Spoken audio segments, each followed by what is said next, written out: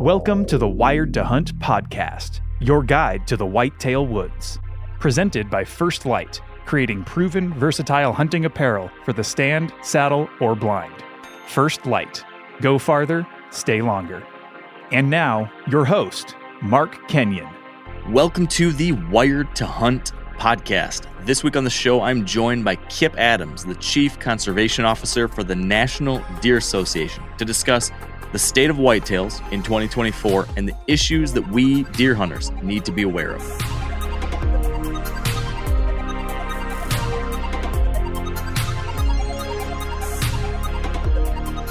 All right, welcome back to the Wired to Hunt podcast, brought to you by First Light and their Camo for Conservation initiative, which gives money back to the National Deer Association from every purchase of First Light's Spectre Whitetail Camo. Big fan of the pattern, big fan of the program. Thanks for supporting both. And our guest today works for the National Deer Association. As I mentioned in the intro, he is the Chief Conservation Officer, Kip Adams. Kip is someone who hopefully you've all heard from and heard of. He's been on the show many times. He is a tremendous resource. He has a wealth of information at his fingertips, a wildlife biologist, and now has been working for the NDA for a long time. One of the best educators and speakers out there when it comes to deer-related issues, deer education, deer biology, you name it. Kip can talk to you about it. And he is one of the people working on this deer report that the NDA puts out every year. This deer report goes through and compiles data on all sorts of different things related to the deer population across the country and deer hunting. So today, our conversation goes through what the main takeaways are when it comes to trends within deer hunting and deer harvest. How are we doing? Is deer harvest up? Is it down? Bucks, does, age structure, all that kind of stuff. We cover it. We also dive into some of the issues of importance that we deer hunters need to be keeping tabs on, maybe taking action on. Stuff like where things stand on chronic wasting disease, things related to ballot box biology, and the changing composition of wildlife commissions in different states, the people who are overseeing our managing agencies. Do we need to know about what's going on there? We talk about the importance of prescribed fire. We talk about the importance of, and if we can have any influence on deer donation programs, venison donation programs. We talk about the continuing challenges that we're having in many parts of the country managing our antlerless population, why that's something that we deer hunters need to be paying attention to and acting on ourselves. So that's kind of stuff we cover today. If you are a deer hunter here in America, this is something you need to listen to. I highly recommend you go and download a copy of the Deer Report for yourself. Review this information in its entirety. We cover just a fraction of what's in that report, but it's some important stuff. I think this is the kind of information that arms you to be not just a better deer hunter, but someone who can influence the future of deer hunting in a positive way, right? Knowledge is power. We need to understand the landscape. We need to understand what's going on if we want to make sure that it stays good and healthy and around for us in future years and for our kids and our grandkids and all those that follow. So that's the plan. That's the podcast today. Kip always makes it interesting. He keeps it fun. This is a good one. I hope you'll tune in and enjoy the rest of this episode. And I thank you for being here.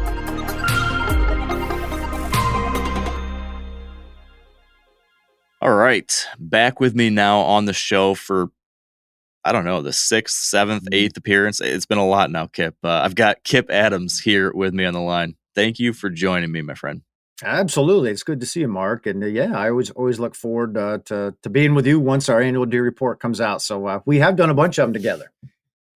We have. There has been not many years of the podcast in which we have not had you on the show to either review the deer report or something similar. So I'm glad the trend continues.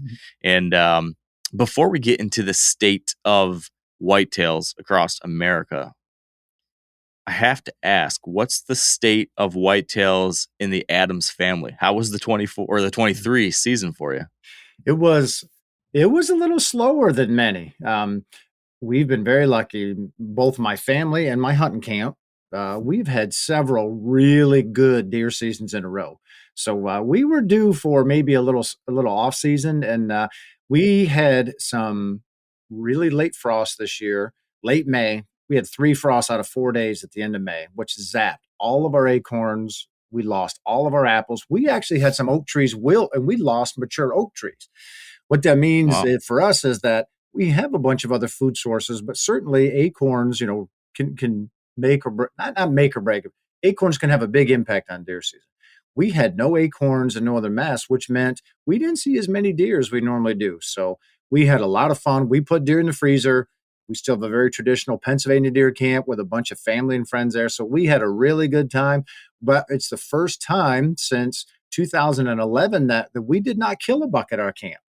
So the two Wow. biggest bucks that we know were there, we still had pictures of all the way through the end of our firearm season. We just never saw either of them. So we had a lot of fun. We didn't have as good of a year from a buck standpoint as we typically do, but that just means that they're going to be that much bigger and older next year. So high hopes for the upcoming season. So with that, the mast issues you talked about there, does that portend any kind of concern for the future as far as the impact that could have on, you know, survival over the winter or anything, or is that something you're not too worried about? No, I'm not worried about that. We get some pretty hard winters here at times, but deer live way north of us and then do pretty well, on winter. So even if we don't have, that mass, our deer aren't going to die. It more impacts daily movements during our hunting season than anything else. We work hard to ensure that we have food throughout hunting season, well, throughout the whole year. But where I live, it's mountainous. In most of those frosts were elevation related. So what that means is some of our neighbors had acorns and we didn't. So it's not like deer were going to die. It's just, man, when those acorns were hitting the ground, they just moved off of us to feed on them, pretty close by. 2 of our neighbors had exceptional deer seasons. 3 of our neighbors that all touch us were kind of like us and just didn't have acorns and didn't see as much. But and one of our neighbors stopped, who they also manage a lot of habitat. They do a really good job with that. Said, Kip, I don't know where all these bucks have come from, but we have never seen this many bucks in my life. And I'm thinking, I know exactly where they came from. They came from us. Because they join us, and so it literally, how good deer are at just finding where the best food is, within there. It's not like these Yeah. deer are leaving and going miles. They're just shifting a little bit. So anyway, no, deer aren't going to die, and I fully expect us to have a really good year this coming year. So hopefully we won't have any of these late frosts. We may be able to take advantage of some of the mass that we have. Yeah, man. It's funny how it can be so on and off, hot and cold, year to year. Little changes in habitat, weather. It can really change the experience you have when you're on a relatively small area. It's kind of like during the rut, right? Every year, people like to say, the rut was late this year, or the rut, we must have missed the rut. We didn't see it. There's always folks that are making these big claims based on what they saw just on their 80 acres or 100 acres or 20 acres. But it's so hard to miss the big picture when, it might have been dead for you this week on your 80, but then, like you just said, 500 acres over the other side, they're just on fire.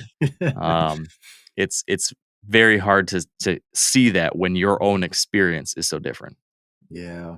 And I tell people, we as hunters complain about our state wildlife agencies and this and that. And, when I tell them, hey, like they manage deer at the wildlife management unit level.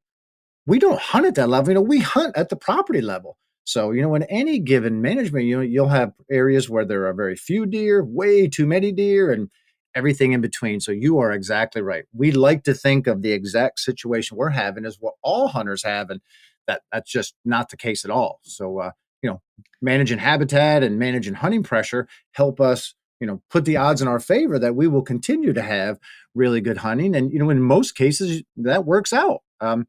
Sometimes with extreme events that doesn't, but I'll always want to err on the side of that and, continue to do habitat work, because I know 9 times out of 10, that's definitely going to help us see more deer. And as long as we're passing younger bucks, older bucks as well. Yeah. So this idea of trying to look at the bigger picture and recognizing that what you are seeing in isolation in your back 40 or in your county or whatever, that might not be the case at the state level or the nation level. I think that probably speaks to a bit of the purpose behind the deer report that you guys put together, right? What are you guys trying to achieve with this every year? I mean, it makes for great talking points for us to have a podcast once every 12 months. But when you guys sit down and put this information on paper and send this out to the world, what are you really hoping comes from it? Well, I think strictly education. And we provide information that helps hunters see what's going on in their area, what's going on in their state, how that compares to their neighbors and other regions. It helps natural resource professionals with the same, because many of the issues that somebody in Michigan is dealing with, it helps your deer biologist to be able to take a look at a map and say, oh, you know what? Pennsylvania is dealing with the same thing, or Iowa is, or, oh, wow, Mississippi does this way differently. So, the audience is deer hunters, but it's also just deer enthusiasts, deer managers, the media, etc. So it's most helpful if we can understand what's going on outside of just the area that we hunt, and then also kind of what's going on around the country. There may be somebody else that's in it with a similar issue that has a great answer for where you are. So anyway, that's the idea of it. Let's collect the information that we can and then put it all together and then be able to share that. In some of those chapters, we provide our analysis of, ooh, this is good or this is bad. Some of them, we just put it all together and share like, hey, here's a look at what's actually out there. So I think hunters are more engaged than ever before, and that's a really good thing. And, we've been doing this since 2009 now, and I really appreciate hearing back from the State Wildlife Agency deer biologists that how helpful it is to them too, because they can see how, take drones, for example. Drone is a big issue today. So we have a chapter this year looking at where are they legal? Where can you use them for deer recovery? Where can you not? And so we get questions not only from hunters, but from state wildlife agencies about that as well. So hopefully it's an educational thing that can help, a whole suite of people who are interested in deer. Yes. So if you had, after going through all of this data from across the different states, from the surveys you've collected from all of these different agencies, if there was one headline that you wanted deer hunters in America to take away from this, if there's one important takeaway from the 2024, I'm still getting my years mixed up, the 2024 deer report, what's that single most important thing that we walk away from this year's from? We have historically high buck harvest rates right now with the oldest age structure we've ever shot, which is unbelievable. I'm not going to say that as my number one thing, though, because we have been edging toward that the last few years and sharing that information. So we're in the golden age of deer hunting right now. However, my number one takeaway from this, which is shocking to a lot of hunters, it is really shocking to non-hunters, and it's maybe less shocking to deer managers, but pretty impactful there as well, is that less than half of all the hunters that go to a field each year shoot a deer. Less than half. Think about it. Michigan, you have a 2-buck limit. You can kill multiple antlerless deer. Pennsylvania, I have a 1-buck limit, but I can kill multiple antlerless deer. Some states you have a multi-buck limit and multiple, like Georgia, you can kill 10 does with your tag. So we think hunters, non-hunters alike, man, we are just laying deer out. The reality is, though, Mark, less than half of all the hunters that go deer hunting every year are going to shoot a deer. And only a small number shoot more than one. I know you shot a deer, you're in the minority. I know you shot more than one deer this year, you are in the real minority of hunters. People who are avid like you and me and a lot of your listeners, we look at like, man, everybody's killing deer. That's not true. Less than half the hunters shoot a deer. I think that's pretty amazing. Yeah, that's pretty eye-opening. But what do we do with that information? Like, what's the action item, or why does that matter? I guess it's interesting, but in us recognizing like, oh wow, most hunters aren't killing deer. What does that mean for us as hunters or managers moving forward? Does that mean there's an education gap? Like, hey, people need to learn how to be more successful? Or is this for a managing agent like, oh, wow, even though you're selling all these licenses, the minority of them are the ones who can actually take enough action to manage the population. So therefore we need to do something different. Like, what's the next step now that we know this?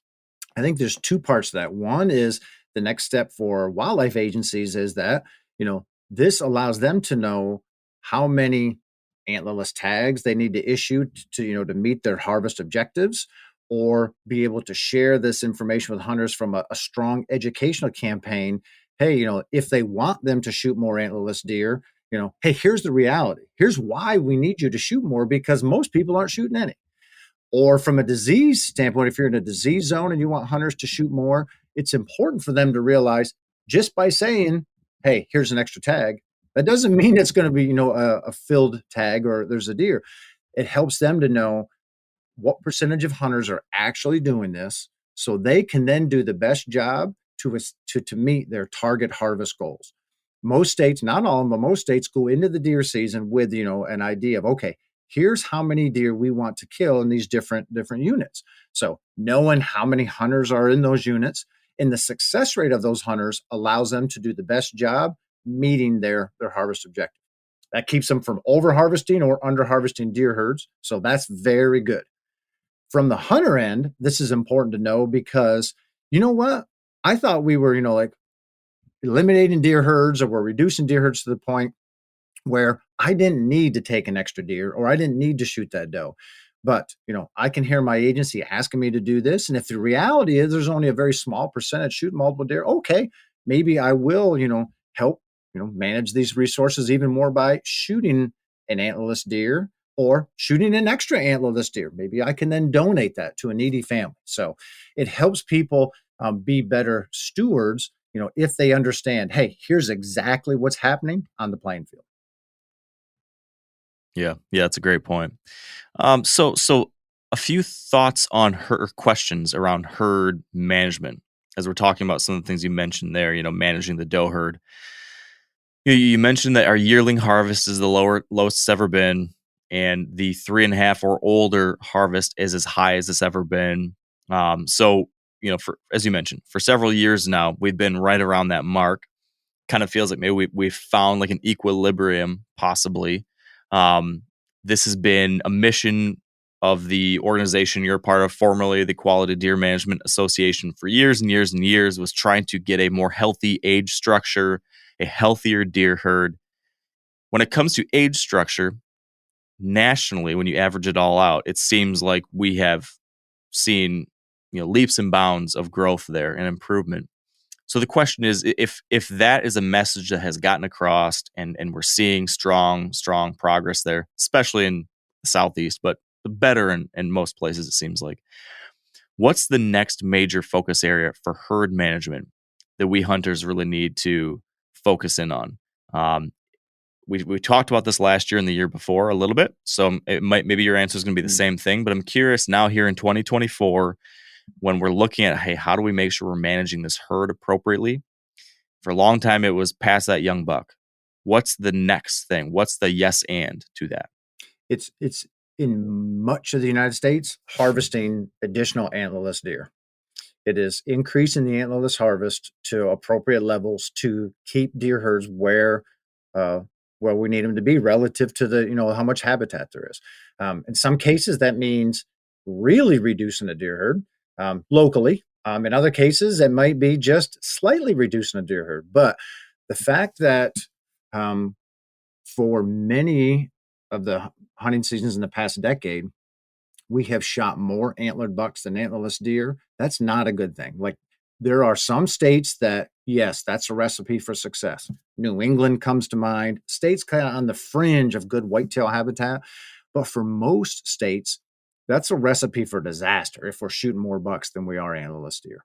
So that's really the next step. We have done a great job as a hunting culture protecting those younger bucks. We have the best age structure we've had in the last 150 years from the buck end. So phenomenal. Now we can just manage that and go through. That's the healthiest for deer. It's obviously great hunting opportunities for us. But now we need to look at the antlerless side and say, okay, let's make sure that we're being good stewards here and shooting enough antlerless deer. Because if we lose that part of it, that all that gain we have in buck age structure doesn't matter. We need to be having the right number of deer for what our habitats can support. And we do that by having the appropriate antlerless harvest. Yeah.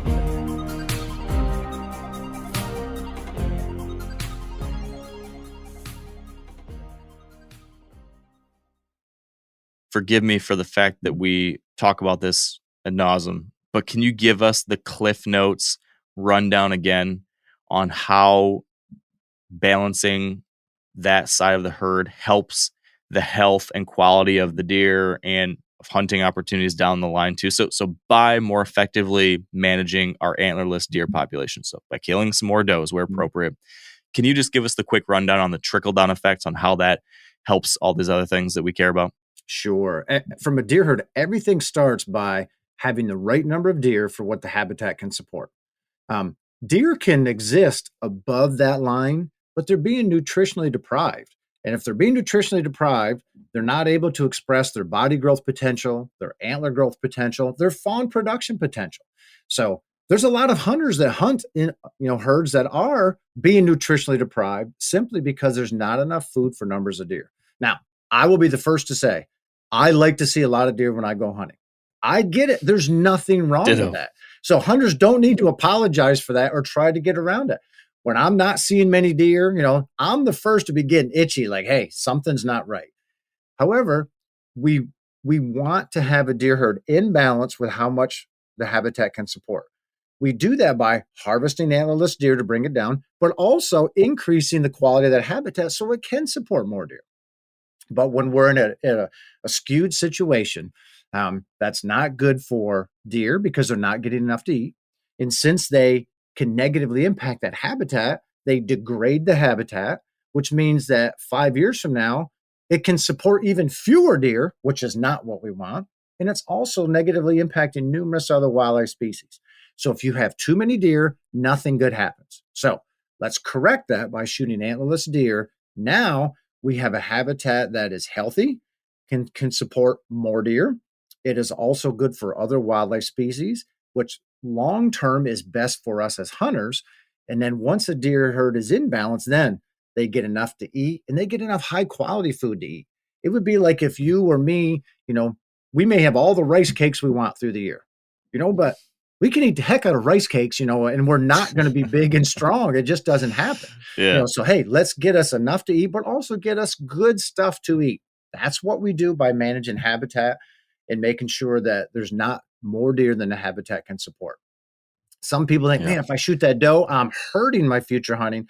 The reality of it is that's not true. You are helping your future hunting by making sure that deer are getting enough high quality food to eat. So long term, it's way better for us to make sure we achieve those appropriate antlerless harvest goals. Yeah. Now, I think there's another risk to not managing our antlerless deer herd, which is something that was alluded to in an email that my whole state of Michigan, the hunting population in Michigan, received last year from our deer biologist, in which he pleaded with hunters in Michigan to get more serious about trying to harvest antlerless deer, especially in the southern 2/3 of the state where deer populations are largely out of control.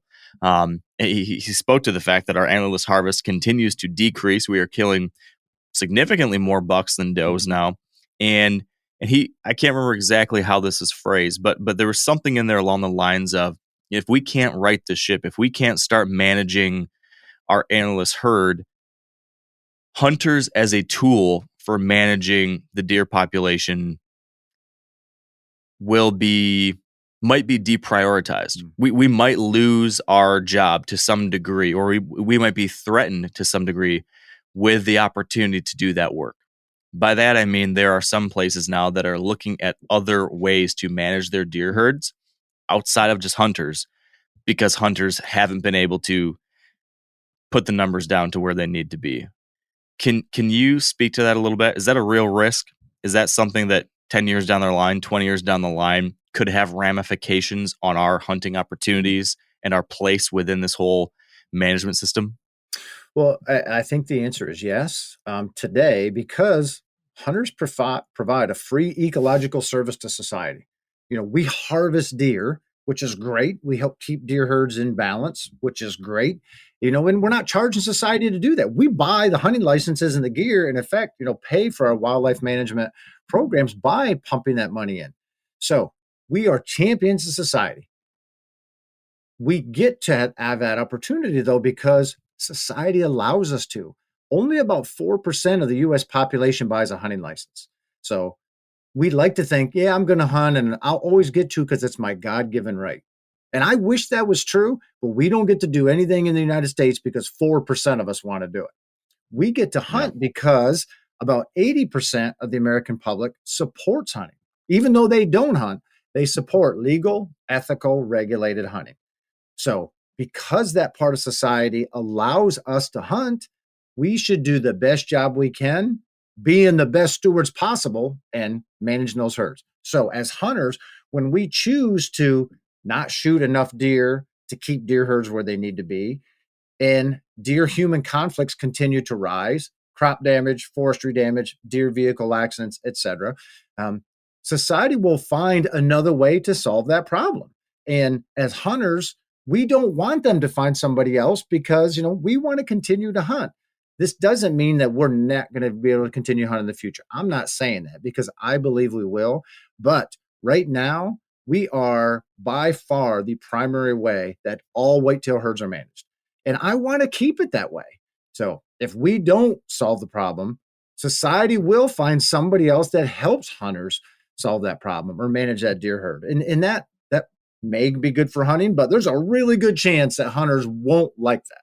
So me included. So I want us to continue to do the best we can. And by projecting a good public image, which today hunters in large part do, that's very good. But we also need to make sure that we are managing the deer herd appropriately and following what our state wildlife agencies are asking us to do.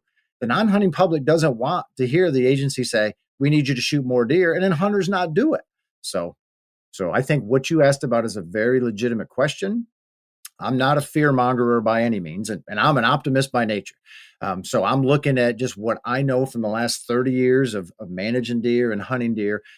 So yes, I think there's a real chance that in the future, in places where we just failed to do the job, that society will find something else. We're seeing this in other countries right now, so it's not that big of a stretch that we can see the same thing here.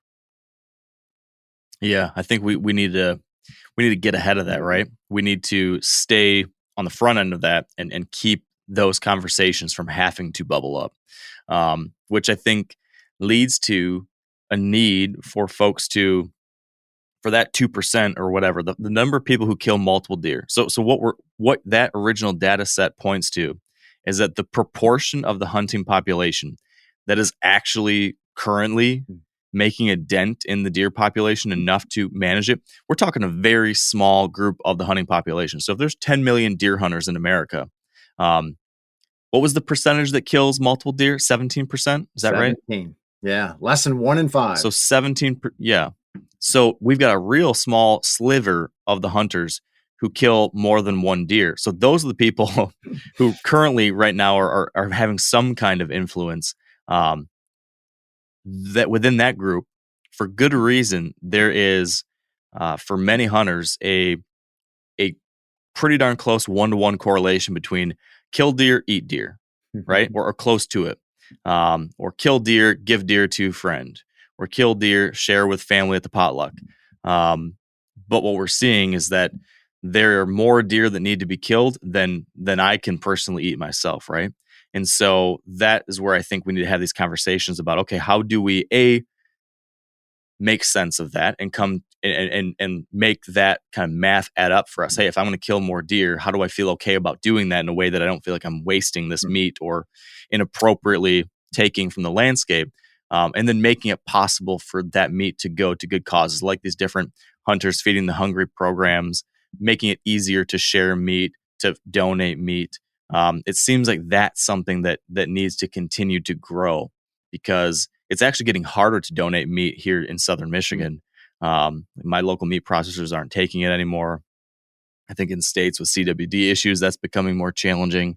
So I think that is likely another one of these things that we'll have to continue to address to make it easier, to make sure that we kill the number of deer that need to be killed, and that meat is going to a good cause, and that hunters feel good about doing that work.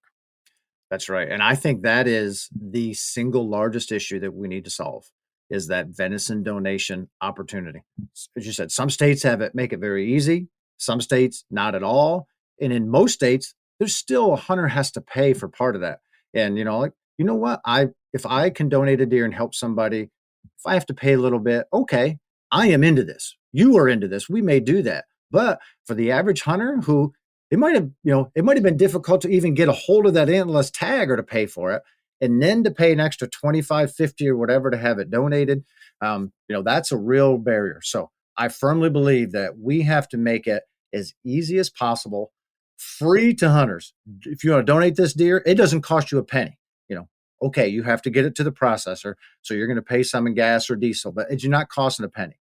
And I think that's where society, legislation can help by providing, enough into those programs. Right now, hunters fund them, which, we fund all this other stuff, because we want to. But the bill is bigger than what we can fund.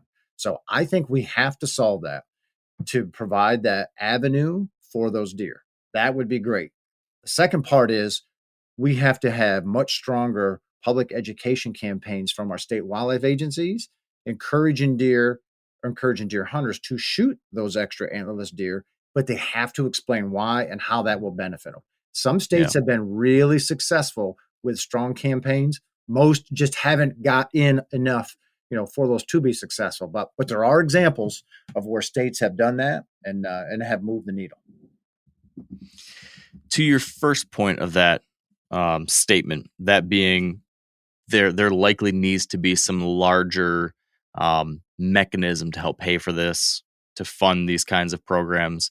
Is there any example of a state that's found a way to do that well? Or B, is there any progress towards this? Have there been people floating bills to develop some kind of nationwide pot of money for something like this, or a program? Is there anything to point to and say, hey, let's get behind this? Or do we really literally need to build something from the ground up? I think we need to build something from the ground up, but we at least have examples, the most recent being the CWD Research and Management Act. I think there's been so much push from the CWD end in the past several years, and rightfully so, that there just hasn't been the push from the venison donation. Most states, or maybe all states, have some type of venison donation programs. Some are way better than others. Farmers and Hunters Feeding the Hungry, that's based out of Maryland, is one of the best. My family has donated many deer through that program, and it is phenomenal. But even that program runs out of money in Maryland each year. So there's a bigger need for those. I'm not aware of a larger national push with that. I don't get as involved with the policy anymore. So it's possible there is. I don't think so, though, Mark, but there's definitely an avenue for that we have seen with other things. So that would be a great thing for hunters to get behind. Yeah. Well, interestingly, there's a direct connection between CWD management and this kind of program, right? Because if we could better address the donation of deer, we might be able to encourage a more appropriate management of deer herds, which then helps you mitigate the spread of CWD by reducing densities, unnatural densities where it's a problem. So I almost wonder if there might be a way to tap into future CWD earmarked funds to fund a program like this. Because, we were talking this past summer, there was a CWD summit I was at, and one of the single most important action items that's so simple, but would make such a big difference in continuing to address the spread of CWD is just take another antlerless deer, get folks to do this job more effectively, more consistently. If we can just do that, it serves as such a speed bump for CWD spreading faster and further. So this seems like it could be a very action-oriented way to actually make a difference on the whole CWD challenge too. You're right. They definitely are tied together. So there's a relation between, those, and then in those disease zones, it's even more important to shoot extra deer like that. So yeah, there's a lot of tie-ins. The state of Maryland several years ago had a great way that they actually dealt with this. Of course, Maryland is small. There's only 3 counties, but they had drop boxes where hunters could just take, to these coolers, put your deer in. They ended up having all these deer processed at their state jail, where they actually taught the inmates to process meat. So the inmates were learning a skill. It was literally pennies to process these deer. It was a Wow. tremendous example of, hey, let's just sit down and figure out how to solve this. The deer went to these coolers.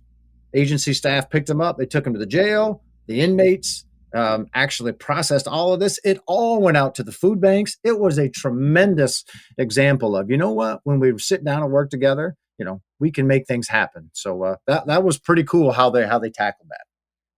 Yeah, that's a great example of just simple problem solving right there and finding solutions. So CWD, since we're talking about it, we might as well dive into that a little bit further. Can you give us an update on where things stand in 2024 when it comes to chronic wasting disease, the spread of it, updates on research, anything new there that we need to know about? Well, we're up to 31 states now, so the disease continues to spread. Finding it in new areas like Florida, like Alabama, some states down in the Southeast now.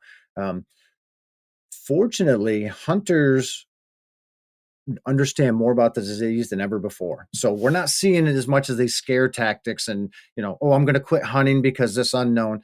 There's enough information today to tell hunters, hey, here's what we know about it. There's still a lot we don't know, but you know what? We're finally seeing some successes relative to managing it. We know more about how to predict where states will find it, which is a good thing, because as soon as we find it, then the state can get a better idea of how long has it likely been there? Is it pretty new? Has it been a while? What's the prevalence rate within that deer herd? Because based on those things, they attack it differently. So we at least know more about predicting where we'll find it. We have better tools today to test for it. Luckily, there's more equipment available so that hunters can get that test back sooner. Perfect example. We had a chapter in our annual deer report a couple of years ago on what's the turnaround time. Nationally, it was like 2 to 3 weeks from when a hunter would turn a CWD sample in till they would get the result. That's a long time. Yeah. Well, we need to do better than that. This year, my home state of Pennsylvania, average turnaround time, 5 days. So that is a huge gain. You know what? If you're processing your own, you're probably hanging it for that long anyway before you process it. So you have your result back. If you take it to a processor within that time, you may not have it back anyway before then. So anyway, the faster turnaround time is way more convenient for hunters and allows you to better handle that meat if it turns out to be positive. So my take is, hey, let's continue to push that envelope in the future so we get that down even more. We're not real close yet to an infield test. It would be great if in the field you could take a blood sample, take a DNA sample, ear chip, something, and quickly know what it is. We're working toward that. That's not going to happen in the next year or two. But the fact that today the average turnaround time went from 2 to 3 weeks to, less than a week in the state, hey, that's a big gain. And we know that actually running the test is very quick. The time is getting the sample from the drop boxes to the lab and then back to hunters. So as we have better technology to test those, we can increase the number of machines that do that testing and increase some of the logistics, within these states to get the samples quicker, which means we can reduce that turnaround time even farther. So that's a huge gain for hunters. That's a big win for us. So there's a lot of things we don't know, but we're finally starting to see some of the successes in the fight. And that's encouraging. And that helps more hunters feel like they can make a difference and get engaged. Yeah. The CWD Research and Management Act was signed into law last January, I believe. So we've been in it about 12 months now. Has there been has any action come out of that yet? Have we seen any important things be funded by that bill? Has anything been made possible yet by that? Because it was hailed as a big success at the beginning of last year. Are we seeing anything from that yet? I guess is what I'm getting to. That has not this year, because that puts $70 million to management, 35 for research, and 35 for monitoring and surveillance, which is a great. Well, all of that money wasn't asked for last year. States didn't survive. So long story short, through our policy work and other wildlife agencies or other NGOs and wildlife agencies, we were able to get out to the states and say, hey, there's money that we can get for this or that you can get for this that's not being requested right now. Let's increase, all of these asks from a research end and that, because the money will not be appropriated if the states aren't effectively asking for all that. They're spending more than that. They're just taking it from other programs. So, hey, now we have a means to do this. So the biggest thing this year was getting states in line to be able to request money from that to make sure that it's fully appropriated. So that is a big win for the CWD fight. We have this now. Let's get states in line to be able to pull as much as possible from that, so that they don't have to rob from all of their other programs to fund CWD management and research in their state. Yeah.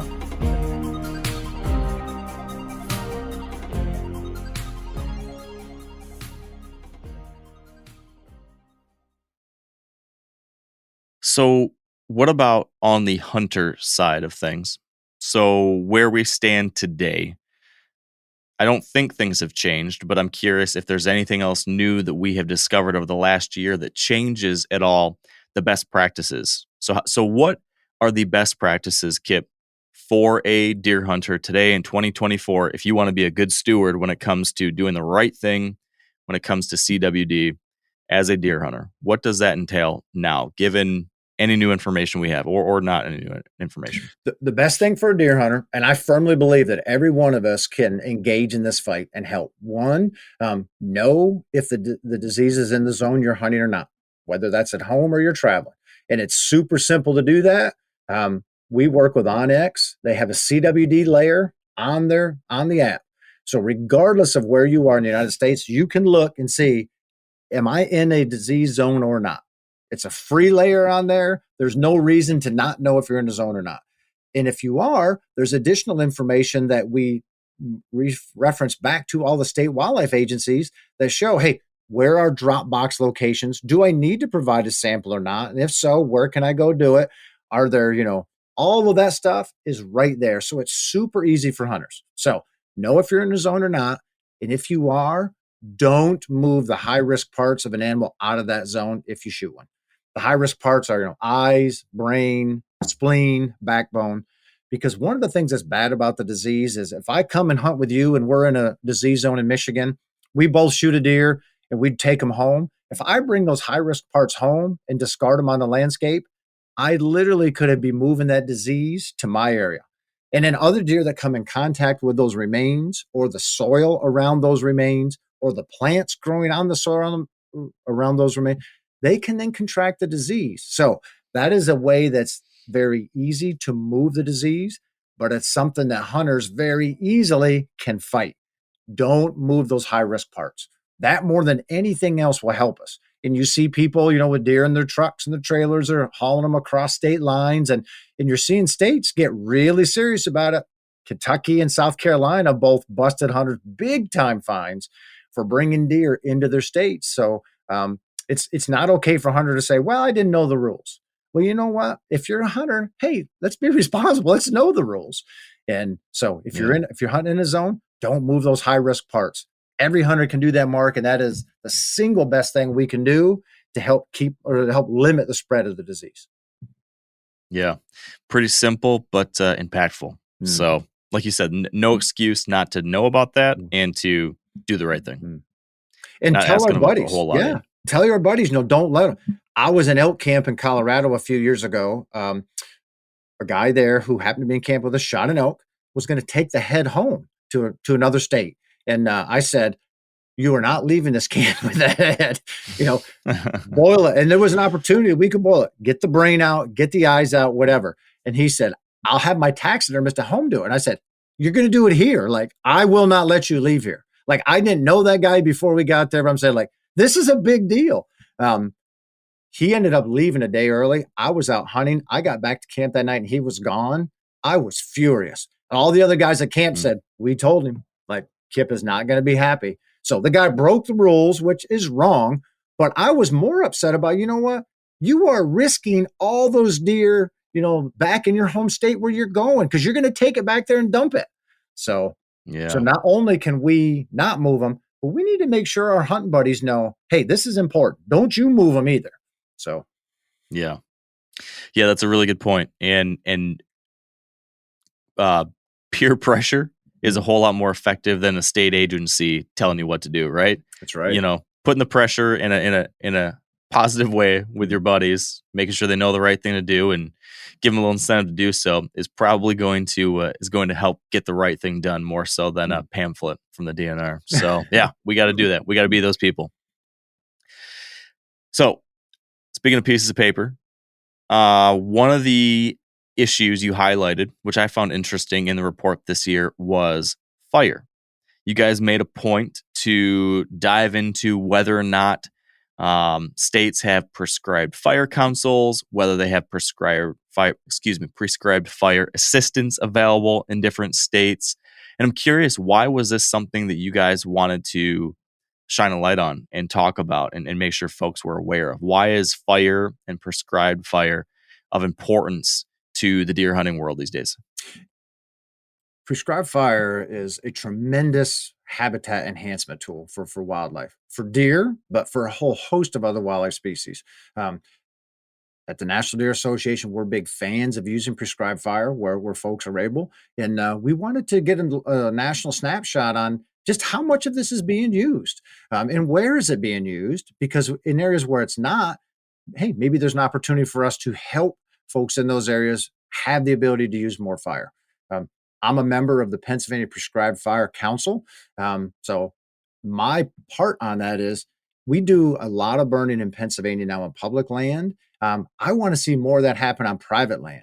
Private landowners want to use it, so let's make it more available to them. So, as much as anything, we wanted to just highlight the value of fire so that people realize that. Hey, and then let's look at where it's mostly being used. We knew it was used a lot in the Southeast. I know it's used a lot in the Midwest. I'll admit, I was a little surprised at where the numbers came out, and of course, the numbers that agencies showed on, because we asked them, hey, how many acres of areas are burned using prescribed fire in their state annually? Some states have a really good measure of that, some not as much. But nationally, it was just under 9 million acres, which is certainly a minimum estimate. It's probably a lot more than that, but at least we have a baseline. Of that 9 million, 6 million of it was in the Southeast. So, and then almost all the rest was in the Midwest. It was only, a couple 100,000 acres that we know of in the Northeast. So the Midwest burns a bunch as well, which was very cool. So lots of opportunity, to increase use of fire in the Northeast, which historically fire was used tremendously throughout the Northeast. So the Southeast does a real good job using it and recording it. The Midwest does a good job using it and recording it. So, but we have lots of opportunities to gain in the Northeast. Would it be fair to say that this is something that's important to get on folks' radar more often, though, because we're seeing in so many places a homogenization of habitat in a lot of places, a maturing of forest, especially in so many places where we're getting, there's a lot of forest management issues, right? I know you guys have tackled that and talked about that in the past. And more we're losing early successional habitat. We're losing grasslands and prairies and all that kind of habitat that's super important for deer, but especially important for turkeys and upland birds and grassland birds, songbirds, pollinating insects, all that kind of stuff. All these critters that are part of the ecosystem, they're increasingly across the nation losing the kind of habitat that they need. Fire is one of the greatest ways to put that back on the landscape, right? Disturbance. We need disturbance to create diversity, to create the kinds of habitat that so many creatures need. And that's a disappearing thing these days. Is part of the highlight here being like, hey, this is important and it's not as hard as you think it is because there is this assistance available? It is that, and it's in many cases the least expensive per acre option to manage in habitat. And so there are things that we can do on many of those different vegetation types, that may not simulate fire, but ways to manage them. They're all more labor intensive and more expensive. So by allowing people to know, hey, this is a tool, and this is a really good way to manage, a lot of acres or get the most bang for your buck relative to what you're managing. That is part of it. But it's also important for folks to understand, maybe I'll never use fire, but if I see smoke over on my neighbors, this can be a good thing. Culturally, we are in many places in the North, we are losing that connection to using fire. And if you want to use a chainsaw or you want to use a bush hog or herbicides on your land, it doesn't matter what your neighbor thinks. You're going to be able to do them. But if you want to use fire on your land, it does matter what your neighbor thinks, because that smoke may go over on his or her land. So the more people that understand the benefits of fire, even if they're not going to use it, the fact that they understand it and accept that it's practiced in their area helps everybody be able to use fire. Because in many cases, it's not the actual flame or the fire that is either most limiting, it's the smoke. Where is that smoke going? Is it going to end up on a highway? So smoke management is a huge part of being able to use that. Smoke management is not an issue if you're using your tractor or your chainsaw or your side by side, but it is at least if you're using those things the right way. That's right. That's right. But it is with fire. So we want people who may not even use it to understand why it's used so that others can use it in the area. So, and that's a big part of that. So big educational component. Yeah. Speaking of education, I think there are probably a lot of people out there like me who know that fire on the landscape can be a good thing, but are just maybe not confident in putting it out there ourselves and doing it on our own, right? Maybe you should speak to a little bit more about, what these fire councils and what types of programs are available out there, because there are programs in many states where you can get assistance. So if you're like me and you're kind of a numbskull and you're like, I don't know if I should be out there with a torch, but you'd like to get it done and have some help, there are ways to get that help, right? Can you speak to that a little bit? Sure. And you're right. There's training available. Each state does it a little differently. Some offer a lot more than others, but just like using a tractor or a chainsaw or anything else, you can't just grab it and go without understanding how to use it. Hey, let's be trained so we're using it safely for yourself and for others. And in many places, you can either get trained, or there are other people who are already trained that you can have come on and help burn. Maybe come on and put fire breaks in for you and actually do the burning, maybe provide some other assistance. So there's different ways that you can have your area burned in different states. Pennsylvania, for example, landowners, you're allowed to burn. As a landowner, they can't tell me I can't burn. But the problem is, if I lose the fire onto my neighbors or burn something up, I am in a lot of trouble because there's no liability protection for me. So most states have a training program where you can get your prescribed burner certification, which means you have been trained in the safe use of fire so that you can then pull a burn permit when the conditions are appropriate to burn. So that provides you some protection. So what I tell people is, first understand, hey, this can be really good for deer, turkey, upland birds, songbirds, etc. So if you want to learn how to do it, that's great. Let's help you find the resources. If not, if you just want somebody else to come out and burn, hey, there's consultants that do that. There's state and federal agencies that can help you with that. In most places, there is a way that you can get somebody there to help you burn, whether you do it or not. So there's different options with that. But yeah, you're absolutely not just going out and lighting matches and start, because that obviously can be extremely dangerous. Fire, particularly wildfires, we see the effects on TV all the time of how bad they are. I'll say, like, the conditions, the environmental conditions, humidity, fuel moisture, all of that, you would never use prescribed fire in any of those environmental conditions. So the whole idea of prescribed fires, you are using it under a prescription of certain wind speed, certain wind direction, certain humidity level, all of this to put it in as safe in an area as possible, in an area where you have fire breaks, which is an area around where you want to burn, that you have removed the fuel. Maybe it's disc fire breaks, maybe it's a creek.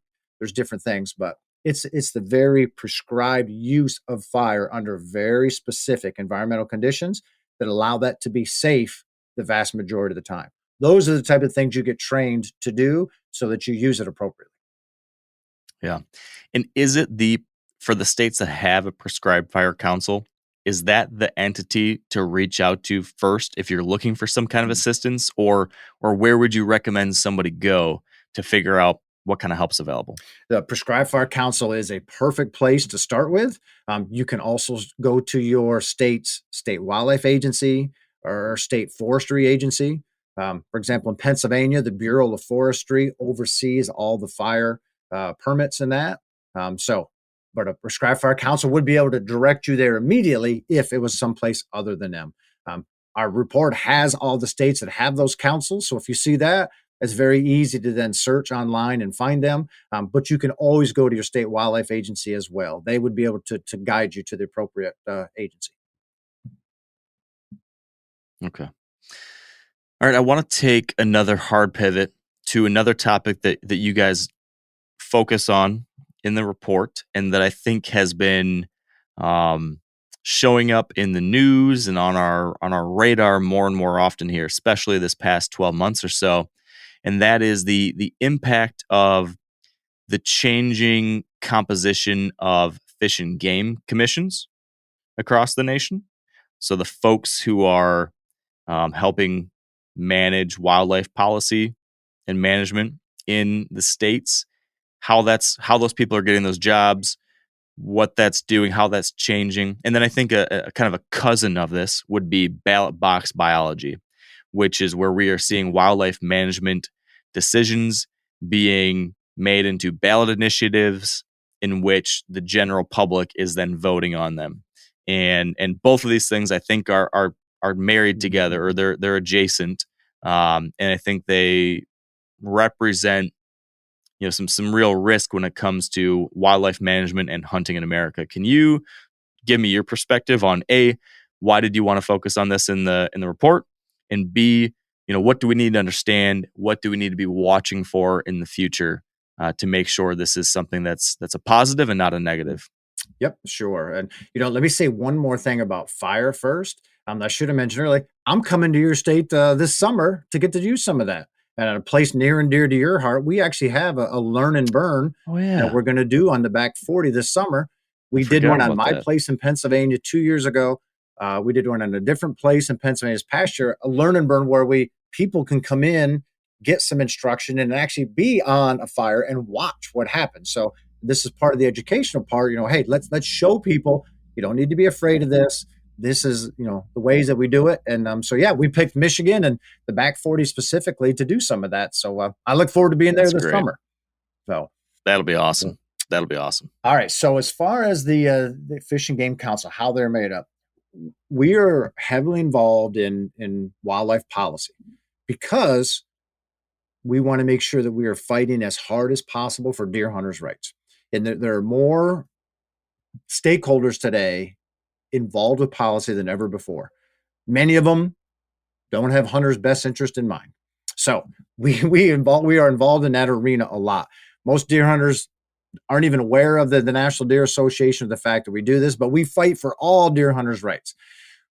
It helps us to understand exactly the playing fields in all these different states, whether we're involved at the federal level or the state level. So in this case, we ask this question because we get involved in a lot of different state wildlife agencies with this. So we want to know, okay, what is the actual composition of that commission? Because we work with those commissions in your state, the NRC, and my state, the Board of Commissioners.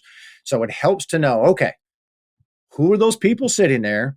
Were they appointed there politically or not, or were they elected?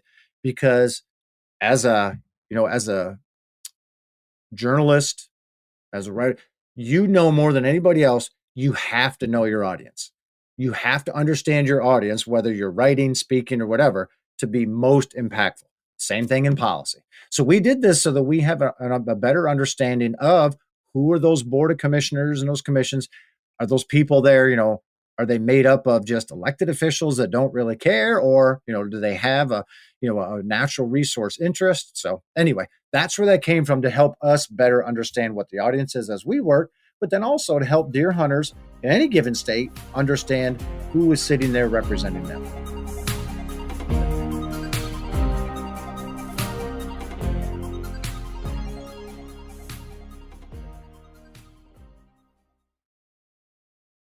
So that said, that helps me understand the why.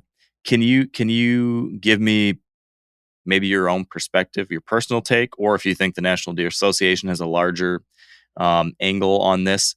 Just where, what am I trying to say here?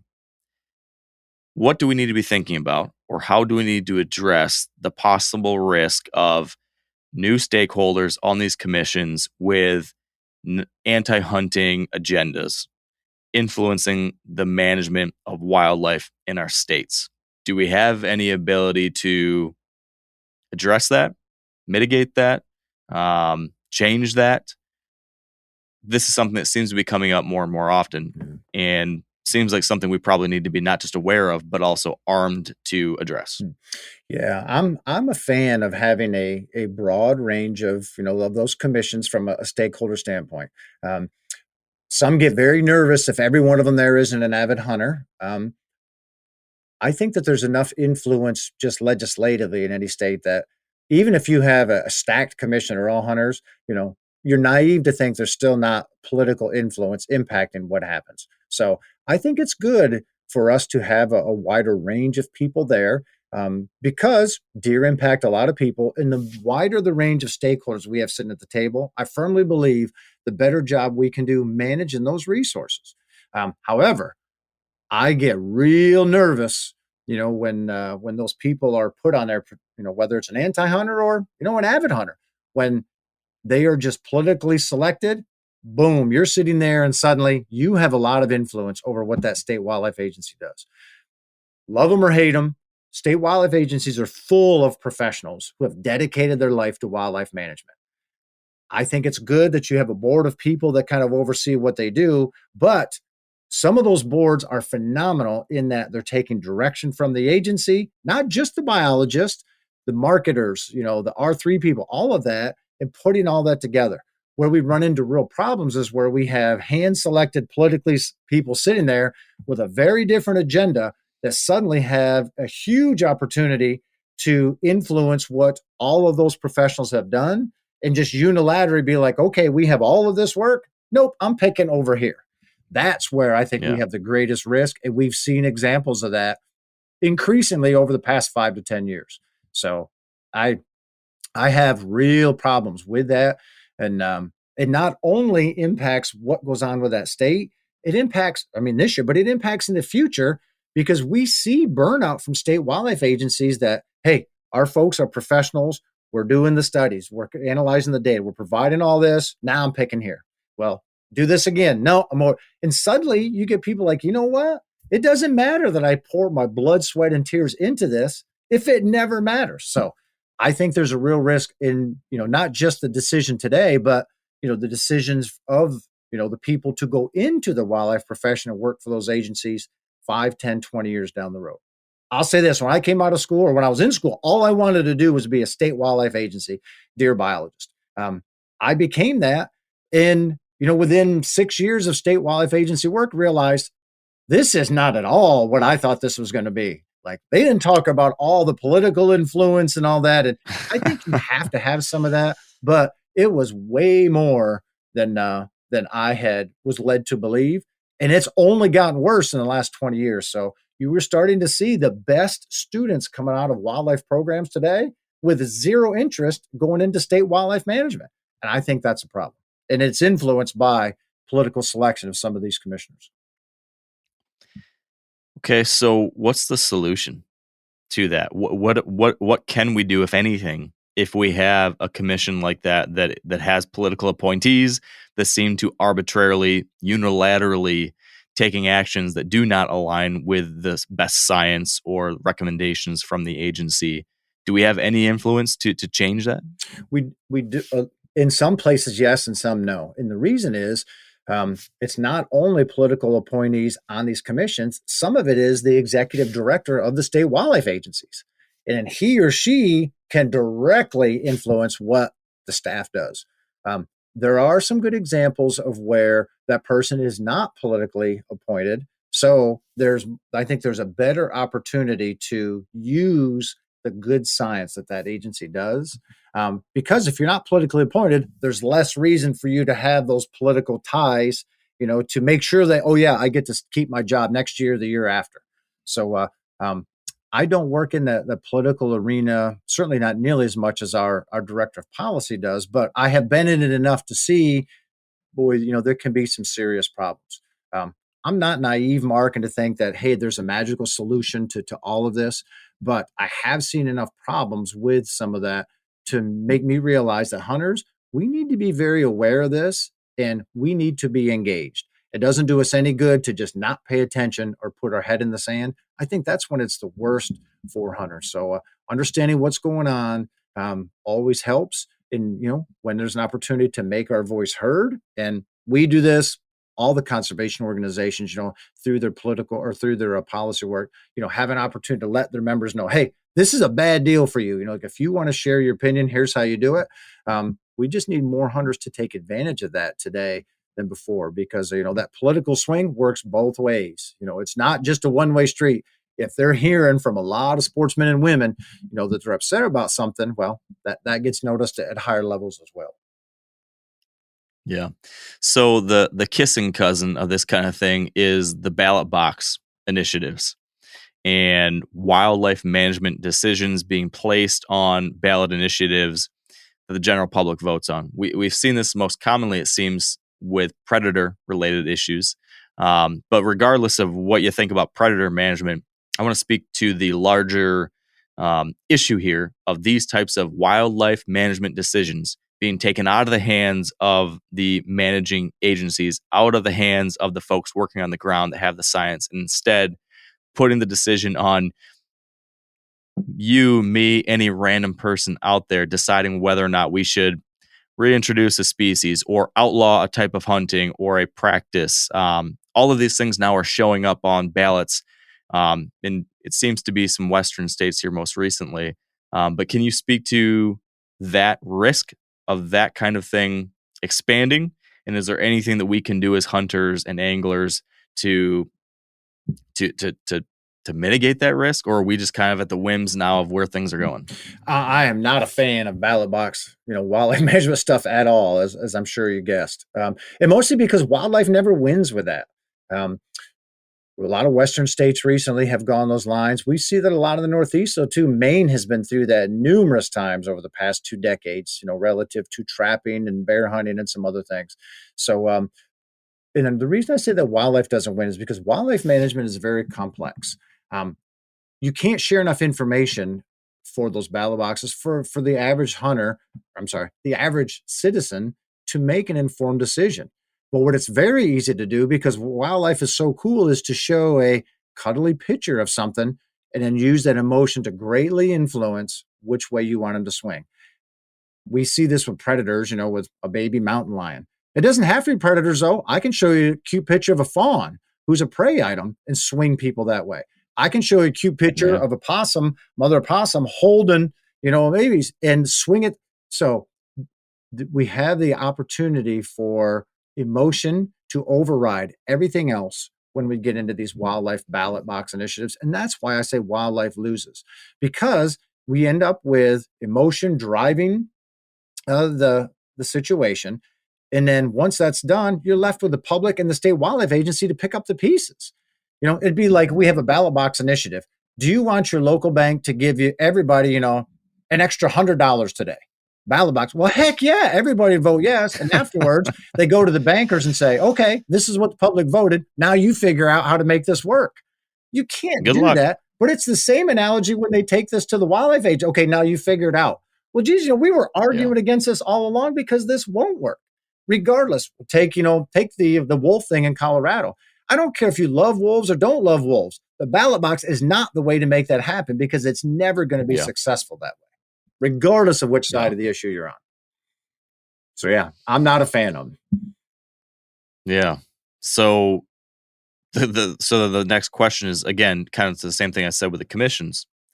Do we have any leverage when it comes to this stuff other than just pushing back to our representatives within the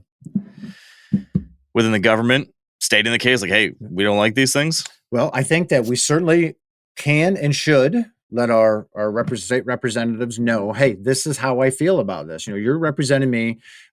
But I think that our agencies also have an opportunity way before the ballot part of it to have some very strong educational campaigns out there about whatever species is. Those type of things can move the needle. That's one of the reasons this past year with the Southeast Deer Partnership, where we did the documentary with Whitetail, America's Greatest Conservation Success Story. That whole project was about showing the value of deer, not just to hunters, but mostly to non-hunters. I don't care if you hunt or not. If you live in the southeastern U.S., you're impacted by deer, whether you hit them with a car, whether you see them in a field, whether you like to feed birds.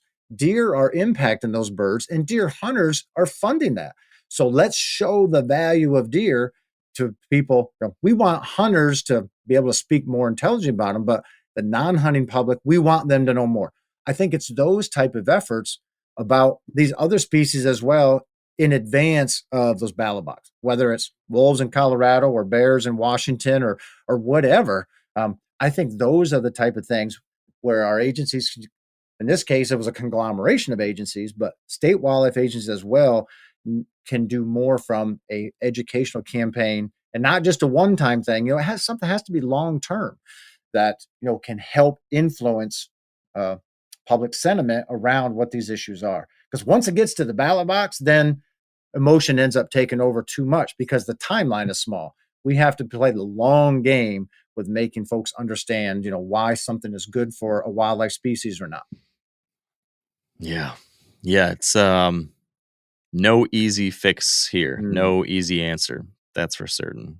And that is so often the case when it comes to wildlife or deer in particular. So you've wrapped up the report.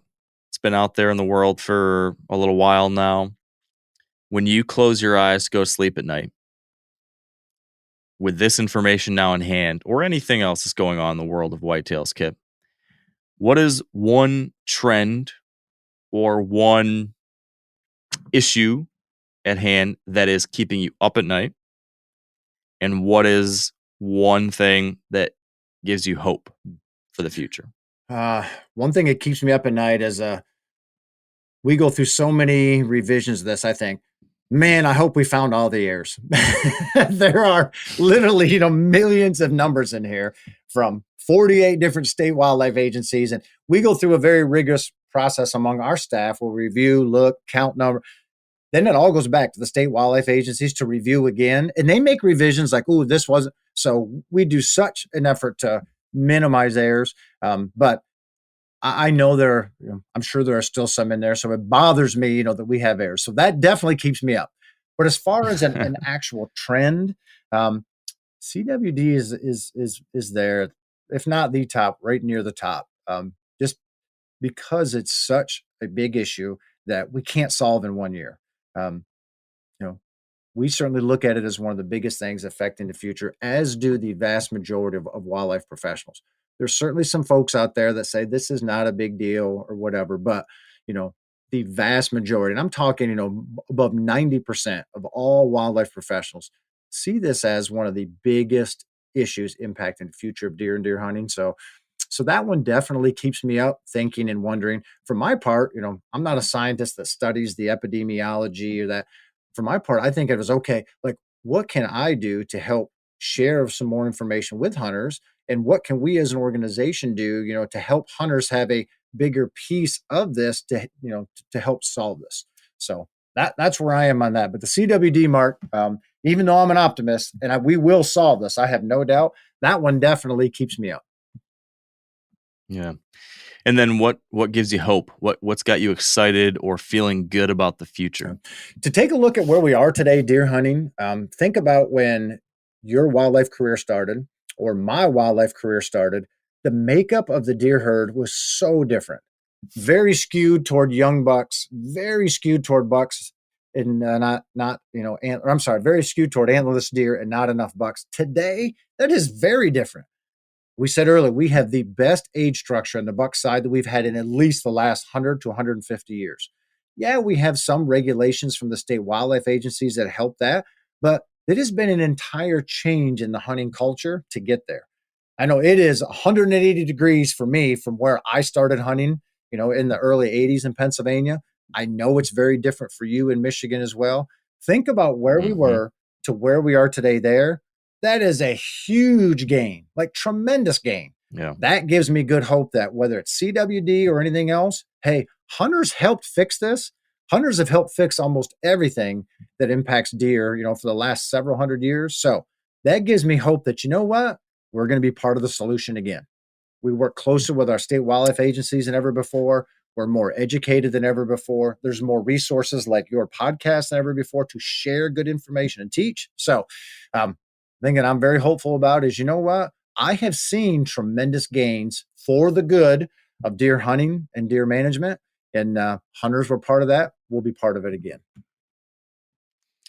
Hear, hear. I agree with you on that one, Kip. So give me the plug for anyone listening. How can somebody get the 2024 deer report for themselves and review the numbers and there's a whole lot more on the report we didn't get to. So there's a lot to dig into if you're interested. So where can they find that? How can they become a member of the National Deer Association, and why should they do that? They can get the report for free at our website, which is deerassociation.com. They can go there just click NDA programs, deer report, and then you can download this year's as well as every other year's. They're all right there for free. We even have an interactive index there with them that you can search by topic and immediately go to whatever that topic is in all of those years' deer reports. So we try to make it easy as possible for folks to do that. To become a member, they can sign up right at our website. We have different membership levels. A great one is our premium member, which used to be what we called an annual member, but that gives them access to all kinds of discounts for things that our NDA sponsors. Vortex Optics, OnX, the list goes on. And you will get way more than the monetary benefit from those places by the low membership fee there. So you can do that and have access to all of our stuff. If you say, what, I'm just not into a paying membership, we have a free membership option that we started this past year that we think is pretty novel and we're excited about. You can join for free. Doesn't get you all the discounts for all of the sponsors that we have, but it at least gets you our weekly newsletter, and so that you can be aware of all the stuff that's going on in the deer world. So very simple way to stay connected without having to pay anything. If you want to pay a little bit, you get way more benefits, from those other places as well. So I like it that we're trying to appeal to a broader range of deer hunters that, may have the means to join with an annual fee or not. So I think that's pretty cool, but they can do that all at deerassociation.com.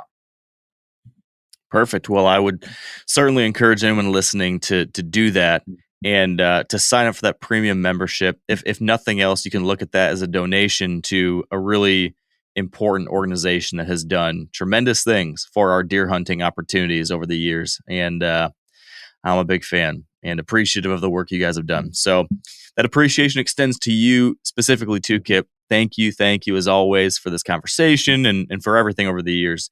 You've taught me personally so much, and I appreciate that. Well, thank you very much. I like that. I've certainly enjoyed our friendship over the years, and I learned a bunch from you as well, and I certainly respect the audience that you have, and how much good you do sharing information and getting it out there to folks. So you've had a big impact, and so I'm glad to be here and maybe play a small part in some of the information for at least the month of January. Agreed. Well, how about we do this 12 months from now again? Sounds good. I'm looking forward to it. So thank you for the opportunity, right, Mark, and you have a great day. All right, and that is a wrap. I'll just echo what Kip said.